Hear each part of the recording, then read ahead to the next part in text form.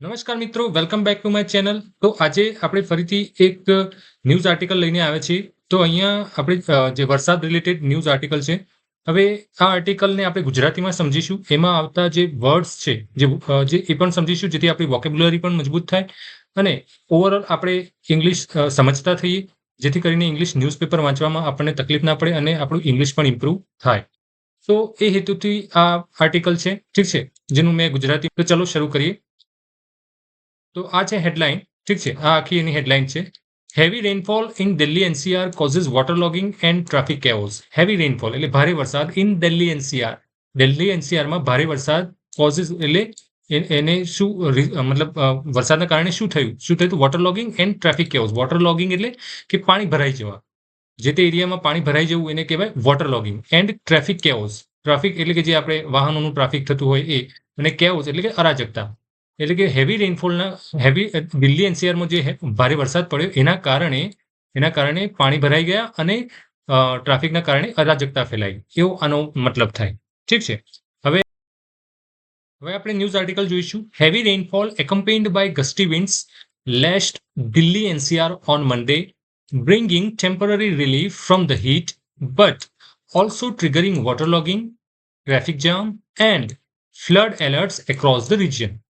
એનો મતલબ શું થાય કે હેવી રેનફોલ ભારે વરસાદ એકમ્પેઇન્ડ બાય ગસ્ટી વિન્ડ્સ એટલે કે ભારે વરસાદ એકમ્પેઇન્ડ બાય ની સાથે, એટલે જે વરસાદ છે કોની સાથે આવ્યો? ગસ્ટી વિન્ડ્સ સાથે. ગસ્ટી વિન્ડ્સ મતલબ કે ભારે પવન સાથે. લેસ્ટ દિલ્હી, લેસ્ટ એટલે અથડાવવું, જેમ કે એ વરસાદ હોય, મોજા હોય, એના માટે જે દરિયાના મોજા હોય એ કાંઠે અથડાતા હોય ત્યારે લેસ્ટ વર્ડ યુઝ થતો હોય છે. તો લેસ્ટ મતલબ અથડાવવું. એટલે અહીંયા કહેવાનો મતલબ એવો છે કે જે હેવી રેનફોલ કે ભારે વરસાદ ભારે પવન સાથે, ઠીક છે, ભારે વરસાદ ભારે પવન સાથે દિલ્હીમાં આવ્યો, એમ અથડાયો, એ રીતે. આ થોડી અલંકૃત ભાષા છે, ઠીક છે. ન્યૂઝપેપરમાં એ રીતે લખાય, લેસ્ટ ને એવા બધા વર્ડ યુઝ થતા હોય છે. દિલ્હી એનસીઆર ઓન મંડે એટલે કે સોમવારે ભારે વરસાદ આવ્યો. કોની સાથે? પવન સાથે. ભારે પવન સાથે ભારે વરસાદ આવ્યો દિલ્હી એનસીઆરમાં. Bringing temporary relief. એ બ્રિંગિંગ ટેમ્પરરી રિલીફ શું એટલે કે ટેમ્પરરી એટલે કામ ચલાવ, રિલીફ એટલે રાહત, ફ્રોમ ધ હીટ એટલે જે ગરમી હતી એમાં કામ ચલાવ, એમાં રાહત આવી. But also triggering water logging. Also triggering એટલે શરૂઆત કરવી, કંઈક વસ્તુનું કંઈક ક્રિયા સ્ટાર્ટ થવું, એવું એને કહેવાય ટ્રિગર થવું. ટ્રિગર એટલે કે કંઈક શરૂ થવું એમ. But also triggering water logging. Water logging એટલે પાણી ભરાઈ ગયા. ટ્રાફિક જામ થઈ ગયો. And flood alerts across the region, જેના કારણે શું શરૂ થયું? આખા એરિયામાં પાણી ભરાઈ ગયા, ટ્રાફિક જામ થયા અને ફ્લડ એલર્ટ્સ શરૂ થઈ ગયા એક્રોસ ધ રિજન એટલે કે આખા એરિયામાં. કયા એરિયામાં? દિલ્હી એનસીઆર એરિયાની વાત છે, બરાબર. આગળ જોઈએ. Many areas were submerged with people struggling to manage daily tasks as short commutes stretched into hours due to several congestion. એટલે કે many areas were submerged. ઘણા બધા એરિયા જો ભૂતકાળમાં છે, એટલે કે ગઈકાલે સપોઝ થયું ને આજે ન્યૂઝમાં આવ્યું હોય તો ભૂતકાળમાં લખતા હોય છે લોકો. વર સબમર્જ એટલે ડૂબવું. વરસાદના કારણે કેટલાક એરિયા ડૂબી ગયા. With people struggling two manage daily task as એટલે કે લોકોને જે રોજબરોજની ક્રિયાઓમાં પણ સ્ટ્રગલ કરવું પડતું હતું. મેનેજ ડેઇલી ટાસ્ક એઝ કેવા ડેઇલી ટાસ્ક? જેમ કે short commute stretch into hours. Short commutes એટલે કે એક જગ્યાએથી બીજી જગ્યાએ જવું, એને કહેવાય કમ્યુટ્સ. એટલે કે જ્યાં ડેઇલી લોકો એક જગ્યાએથી બીજી જગ્યાએ જતા હતા એ શોર્ટ કમ્યુટ્સ, એટલે કે નાનું ડિસ્ટન્સ હતું છતાં પણ સ્ટ્રેચ ઇન્ટુ અવર્સ એટલે કે નાનું ડિસ્ટન્સ હોવા છતાં એ સ્ટ્રેચ એટલે ખેંચાયું, ઇન્ટુ અવર્સ એટલે કે વધારે, મતલબ એમાં સમય લાગ્યો, એમાં કલાકો થયા. નાનું ડિસ્ટન્સ મતલબ પાર કરવામાં, એ કાપવામાં પણ વધારે કલાકો લાગે, કેમ કે સવિયર કન્જેશન એટલે જ્યાં ત્યાં ટ્રાફિકના ડ્યુ ટુ સવિયર કન્જેશન એટલે ટ્રાફિકના કારણે, due to congestion. The India meteorological department issued an orange alert and cautioned of moderate to heavy showers in the capital. The Indian meteorological department, જે ડિપાર્ટમેન્ટ છે જે આ રેઇન ફોરકાસ્ટિંગ ઇસ્યુ કરે, એ department issued an orange alert, એમને orange alert issue કર્યું છે. And cautioned એટલે ચેતવણી, cautioned of moderate to heavy showers એટલે કે ધીમાથી ભારે વરસાદની આગાહી કરેલી છે. ઇન ધી કેપિટલ, એટલે કે લોકો એટલે ચેતવણી આપી છે શેની? વરસાદની, ભારે વરસાદની ચેતવણી આપી છે ઇન કેપિટલ, એટલે કે જે દિલ્હી એનસીઆર નો એરિયા છે કેપિટલ. જોઈએ, long traffic cues built up on the rods with vehicles moving slowly, especially at underpasses and low lying areas. અહીંયા શું કહે છે? લોંગ ટ્રાફિક ક્યુઝ એટલે લાંબી ટ્રાફિકની લાઈનો લાગી હતી. બિલ્ડઅપ ઓન રોડ એટલે રોડ ઉપર લાંબી વાહનોની લાઈનો લાગી હતી.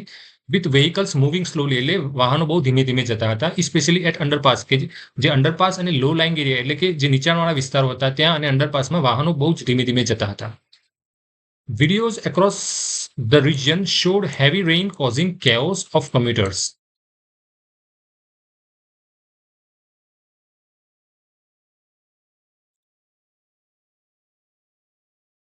Videos across the region showed heavy rain causing chaos for commuters. એટલે કે જે વિડીયોમાં એવું દેખાયું કે જે એક્રોસ ધ રિજન જે વિડીયો ફરતા હતા એમાં એવું દેખાયું કે જે કમ્યુટર્સ હતા, કમ્યુટર્સ એટલે એક જગ્યાએથી બીજી જગ્યાએ જવાવાળા, જેમ કે નોકરી કરતો વર્ગ હોય, ઠીક છે, એ બધા એક જગ્યાએથી બીજી જગ્યાએ જતા તો એમને તકલીફ પડી હેવી રેઇનફોલના કારણે, એના કારણે અરાજકતા ફેલાઈ એવું વિડીયોમાં દેખાયું. એમ કોઈ વિડીયો સર્ક્યુલેટ થતા હોય એમાં. Heavy rainfall in Delhi NCR led to severe waterlogging across several parts of Delhi, Gurugram, Noida and Ghaziabad. Heavy rainfall in Delhi NCR led to waterlogging એટલે led to severe waterlogging એટલે દિલ્હી એનસીઆરમાં ભારે વરસાદના કારણે વોટરલોગિંગની પરિસ્થિતિ સર્જાઈ છે across part of the Delhi તો ખરું, પ્લસ ગુરગાંવ, નોઈડા એન્ડ ગાઝિયાબાદ. ઠીક છે. Rising water levels in the Yamuna also prompted the closure of old railway bridge from Tuesday evening. એટલે ટ્યુઝડે ઇવનિંગ એટલે મંગળવાર સાંજથી શું થશે કે જે રોડ ઓલ્ડ રેલવે બ્રિજ છે એને બંધ કરવાનો નિર્ણય લેવાયો છે, કેમ કે જે યમુનામાં જે વોટર રાઇઝિંગ લેવલ એટલે કે પાણીનું લેવલ વધી રહ્યું છે જેના કારણે શું એક્શન લેવાય છે? પ્રોમ્પ્ટ એટલે કોઈક એક્શન લેવું, એમ કોઈક એક્શન લેવાય એમ.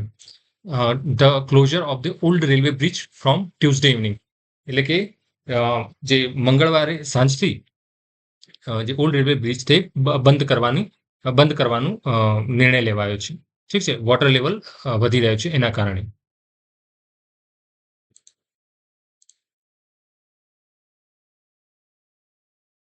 In some areas, waterlogging reached 2 to 3 feet, leaving vehicles stranded and traffic crawling for hours, including a 4-kilometer jam from Hero Honda Chowk to Narsinghpur and on N48. In some areas, કેટલાક એરિયામાં વોટરલોગિંગ reached two 2 to 3 fit એટલે 2 થી 3 fit પાણી ભરાયા છે કેટલાક એરિયામાં. Living vehicle સ્ટેન્ડેડ એટલે કે વાહનો ફસાઈ ગયા છે. એન્ડ ટ્રાફિક ક્રાઉલિંગ એટલે કે ધીમે ધીમે ચાલવું, એને કહેવાય ક્રાઉલિંગ. એટલે ટ્રાફિક પણ એકદમ ધીમે ધીમે ચાલે છે, કલાકો સુધી ધીમે ધીમે ચાલે છે. ઇન્ક્લુડિંગ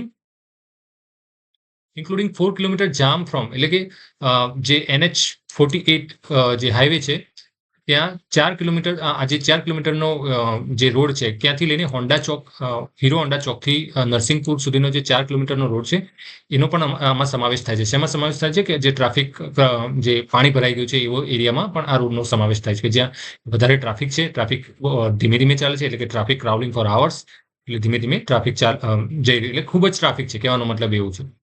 તો આ થયો મિત્રો ન્યૂઝ આર્ટિકલ જે વરસાદની સ્થિતિને દર્શાવતો હતો. તો અહીંયા આ આર્ટિકલ પરથી આપણને આવી પરિસ્થિતિ હોય કે જ્યાં વરસાદ ખૂબ પડ્યો હોય અને શું આસપાસની પરિસ્થિતિ હોય તો એને દર્શાવતા આપણને જે ઇંગ્લિશ સેન્ટેન્સીસ છે એ પણ જાણવા મળે. અને એનાથી આપણે શું કરી શકીએ? જ્યારે કોઈ એક્ઝામ હોય તો એમાં પણ આપણે લખી શકીએ, કોઈ આપણે બોલવું હોય તો પણ આ બોલી શકીએ. ક્યારે બોલી શકીએ? જ્યારે આપણી પાસે શબ્દો હોય કે પૂરતી વોકેબ્યુલરી હોય તો આપણે એને પ્રોપરલી એક્સપ્લેન કરી શકીએ આવી પરિસ્થિતિને. ઠીક છે. તો આ રીતે ન્યૂઝપેપર અગર તમે વાંચશો તો રોજબરોજની થતી ક્રિયાઓ કે ઘટનાઓ એને તમે પ્રોપરલી જાણી શકશો. એના રિલેટેડ તમે તમારી વોકેબ્સ પણ મજબૂત થશે. ઠીક છે, જેના કારણે તમે ઇંગ્લિશ તમે બોલવામાં અને લખવામાં તમારે કોઈ જ તકલીફ ન પડે અને ઇંગ્લિશનો તમારો ડર છે દૂર થઈ જશે. ઠીક છે. તો આ હતો મારો ટ્રાય ઇંગ્લિશ જે આર્ટિકલ હતો એને ગુજરાતીમાં સમજાવવાનો. આઈ હોપ કે તમને પસંદ આવ્યો હશે. અગર પસંદ આવ્યો હોય તો લાઈક અને તમારા મિત્રો સાથે પણ શેર કરજો. ઠીક છે. કોઈ કમેન્ટ હોય તમારા તરફથી તો પણ તમે કરી શકો છો. ઠીક છે. કોઈ સજેશન હોય તો પણ તમે આપી શકો છો કમેન્ટ બોક્સમાં. ઠીક છે. તો thank you very much for watching this video. Bye bye.